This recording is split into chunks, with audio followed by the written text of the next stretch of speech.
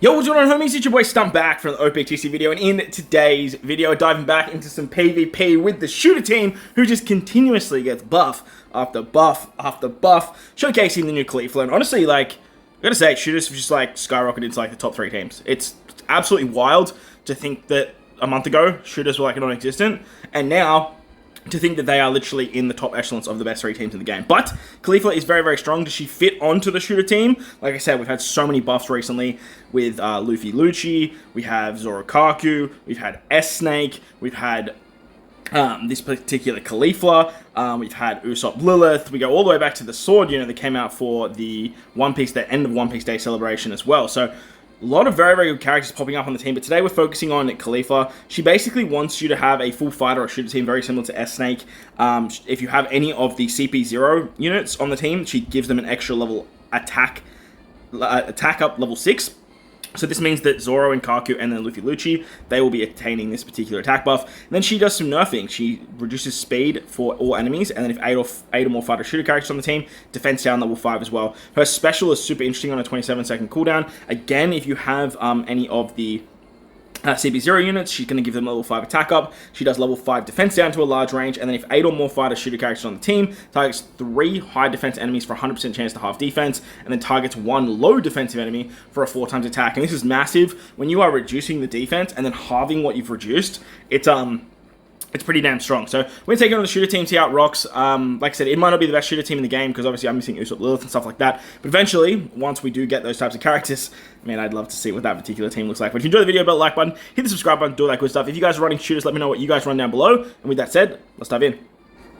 Alright, so we start off with a crowd favorite. This particular defense team is a very, very common one. It can catch you out pretty easily and pretty effectively. Now, I get probably some of the worst RNG in this particular match, and we just managed to scrape the win, and this is just like a perfect example of why this defensive team is so effective, because if you just get that Nami Karina special off super fast, you can basically just throw a spanner into the works of the whole enemy's whole, like the whole team. So it works really, really well. I always like finding it for these showcase videos because, like I said, it is a defensive team that pops up quite frequently, and you do have to be very, very careful about it. So it's always good to just get as much exposure as possible. If you kill something like Yamato quickly, if Nami Karina goes super early like this, in the first 27 seconds, Nami Karina will just roll back all your specials, basically stop stuff like Frankie from going in that first 40-second mark, stops the confusion that the shield unit can give, and then it allows Luffy and S-Hawk to go just way earlier than what they need to, so they can just kill the entire team. So upside here is we don't actually take the special rollback from Blackbeard, so that's like the one good RNG that I got from this particular fight. It allowed me to use this super special, but then the super special unfortunately killed Yamato, so that actually was like a backfire, because now Yamato is going to basically kill one unit, and on top of that, the 7,500 damage hit Luffy Lucci, so she actually killed 2 units with that death shot. So very annoying that we didn't even have KALIFA go off in this fight, but I just wanted to showcase like the resilience that the shooter team has. We're not even rocking a Garp or Kobe too, by the way, for the sword unit. You can run a Kobe on the bench. There's like plenty of 20 cost Kobe's. There's like a 4 cost Kobe, I believe, too, Kobe Helmeppo, that I believe you guys can run down there. Yeah, for this particular team, like, you really just don't need it. Like, the confusion, the shield that the sword unit gives is just like enough. But if it's still like we just got absolutely binked there. So unfortunate times, but then we have Kuma on the bench and Akane on the bench to basically wrap this fight up, and we actually managed to one-on-one Blackbeard pretty effectively towards the back end. So I always like fighting this team. If I see it, I'll always fight in showcases, but let's take a look at some other fights with the shooter team. Alright, so Free Spirit is another pretty prominent defensive-based build. Lots of people have Gear 5, 6 plus maxed out, Zoro maxed out, Nami Karina obviously just a defensive weapon. Roger Gaban is fantastic, and then Bizarro or Sentomaru, whatever you like to run. Now, defensively, this particular team is actually a little bit better than the offensive team when it comes to Free Spirit, because you're doing a lot more reviving with Zoro and Luffy, you're doing a lot more shenanigans with Nami Karina and Bizarro, and then Roger Gaban are just there for just their pure dominance as an absolute monster of a PvP unit. So, I'm actually glad I found this particular team, not so much the offensive team. If you have the Strength Luffy, he's probably a little bit better than the 6 plus Luffy, just because he has the double revive shenanigans, but I do know a lot of people have the maxed out Gear 5, 6 plus, rather than having a maxed out Strength Luffy. So you can obviously survive a little bit longer with a maxed out unit, and I think that's probably the premise behind it, why I think this is a little bit more of a defensive-based monster team.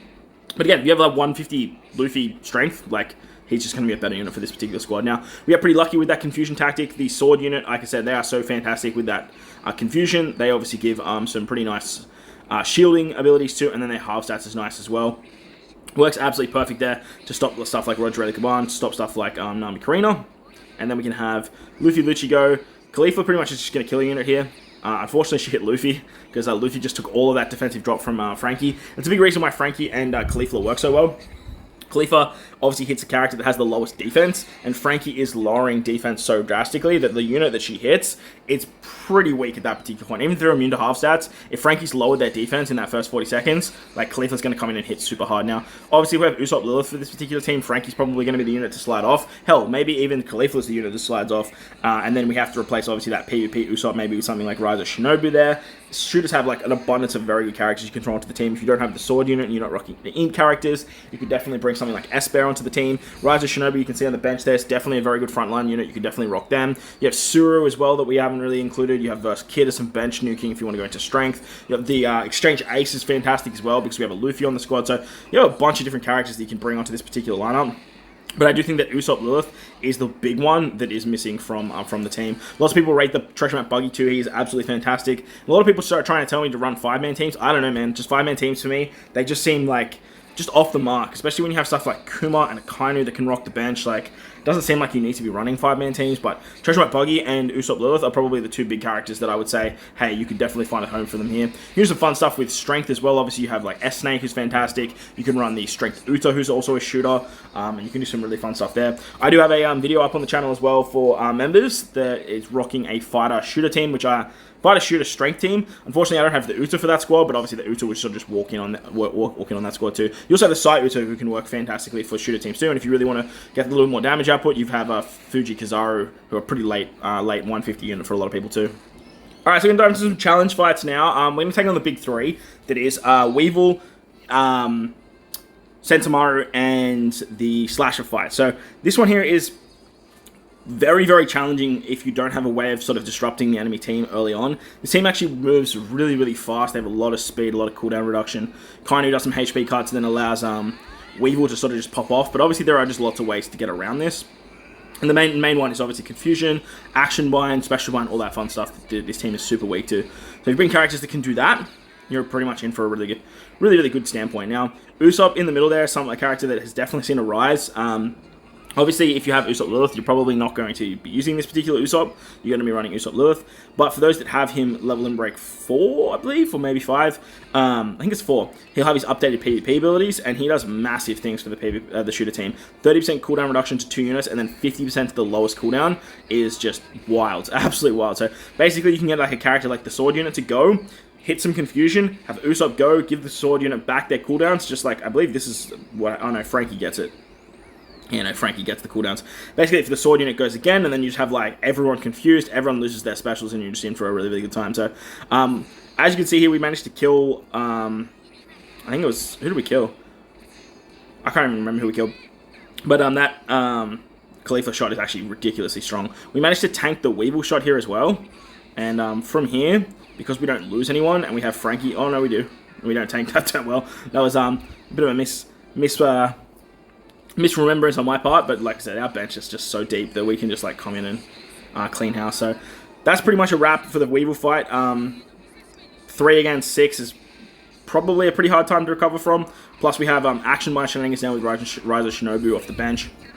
And this whole team is super weak to Action Bind. Luffy Lucci, when they get their super special off, is so fantastic as well. If you have them leveled in break 5, they are just decimating powerhouse characters. 10,000 damage to powerhouse units, and then what they do in terms of bypassing defense is absolutely ridiculous. And it's definitely a character I'll look at 150ing once we sort of hit the actual anniversary. I do want to see what the anniversary characters look like, because I don't want to run out of posters before then and have some like anniversary character just look absolutely disgusting in PvP and have 0 posters at all for them to just even get close to level 150. But that was the Weevil fight. Pretty hard one, honestly. Like, definitely a sleeper when it comes to these PvP challenge fights. But for the shooter team, just managed to eat it up pretty easily.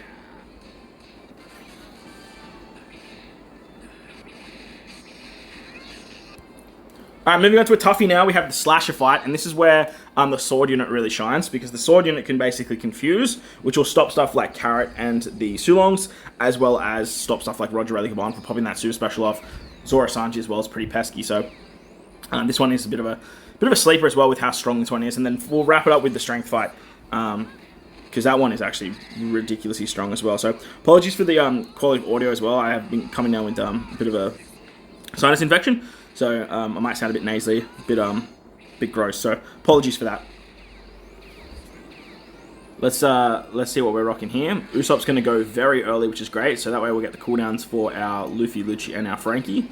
And then our sword unit gets the 50% cooldown. So now we're ready to go. We can pop off that confusion. We get a shield. We get the stat reduction. Very nice stuff. It is only 10-second confusion, but like, look, 10-second confusion is better than no confusion at all. And it'll basically just stop characters in their tracks. Like I said, like Zoro Sanji, I think is the big one we stop here. And then also Roger Eligman. So 9,000 damage from KALIFA as well is absolutely huge. She's not bypassing defense as well, but because she's lowering defense and halving it, works so wonderfully. Shanks dying there is pretty nice, but then killing the Sulongs is a little bit annoying because now everyone has a monster shield. Roger Eligman were confused, so they lost their super special. 1 second to go. See you later. Massive, massive plays from the shield unit. Frankie's hitting very hard for like a shield. That's crazy. And then that last shot will bypass defense in the first 40 seconds, which is massive. Now we've lowered just heaps of defense. Because we've lowered heaps of defense, KALIFA's actually going to hit really, really hard. We are going to have to deal with the Fuji and Green Bull special. Action binding our middle units it's not the end of the world. I believe the side units are all immune to action bind. Luffy, Lucci have their super special as well now, so once that goes, man, it's pretty much over. We get the confusion back on Roger Eligman, so we don't have to see that special once again. But I think we're going to be able to kill a lot of units with the super special of Lucci and Luffy. The upside to KALIFA as well is KALIFA is giving massive attack stats to this particular super special, and that super special bypassing defense is just absolutely insane. Roger Eligman take 11,000 damage and they don't die. Absolutely wild. Frankie's just going to get his special off. Should kill Roger Eligman here. Yep, beautiful. And kills Green Bull and Fuji. And Brook as well. Jesus Christ. That defensive drop, man, it's very, very powerful. Very, very powerful. And if teams are susceptible to half stats, you'll definitely see big damage. However, when you go up against a character that is immune to half stats, that's when shit gets a little bit spicy. And Strength Luffy is the first one that comes to mind in terms of like big bopper units that just bypass half stats. The fact that he is immune to it is just, it's so beneficial for the character, because then his attack doesn't get lowered, his defense doesn't get lowered, so he just survives. His special hits like a goddamn freight train, and if you do get hit by it, it's probably going to be pretty bad. Now this strength fight is a bit of a nuisance, because Kobe can just give that miraculous 30% cooldown and then haste to everyone, and if that happens, like, you're in for a pretty rough time. Most of the time, Uta will go very early as well. Uta will give everyone the cooldown reduction, so Kobe will just be like ready to go as soon as he's ready. He's up and fighting now. I believe we get the sword shot off here. Beautiful. And this hits Luffy. Now Luffy might be immune to half stats, but he's not immune to confusion. Now the sword unit gets the cooldowns back. Love that for us. Jax is going to go. The barrier is going to eat up a lot of that, but Kobe is pretty much going to put the enemy in a good spot here. And I believe the haste of Kobe actually saves them, because Luffy was going to go right after Kobe, which he would have lost his special. But because of the haste, he brought Jack forward, he brought himself forward, and now Luffy is just going to get his special off, which hits us ridiculously hard, man. Yep. So ridiculously hard. Upside is now we get our super special of Luffy and Lucci off.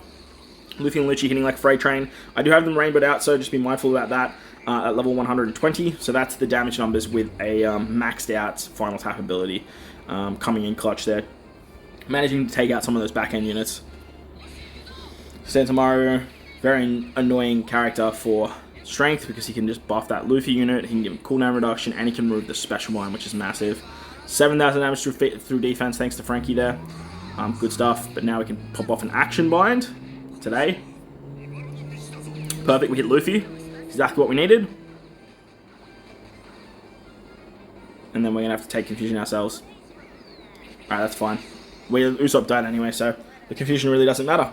So that's the shooter team. That's KALIFA. She's very, very good. Honestly, I don't know if she finds like a way onto the stable shooter team, but at the same time, I can definitely see her like running her, especially if you have a level 150 Luffy Lucci, because that ability to just give all that defensive buff is just, it's so damn valuable. But if you're one of those Donnies out there that has like Usopp Lewis, has Treasure Map Buggy, has basically all these new characters and stuff like that, let me know what you guys are rocking for your shooter builds, because like I said, there's a lot of spicy stuff out there, and shooters have definitely skyrocketed themselves into like a top 3 echelons team, up there with stuff like Strength, up there with stuff like Free Spirit, probably up there with stuff like Driven Powerhouse as well, because of just the pure diversity that the team has. But that's going to wrap up the video. Hopefully you guys enjoyed it. If you did, hit the like button, hit the subscribe button, do all that good stuff. Most importantly, wherever you guys are in this beautiful world, please remember to enjoy the rest of your day. As always, homies, thank you for watching, and I'll catch you on the next one. Later!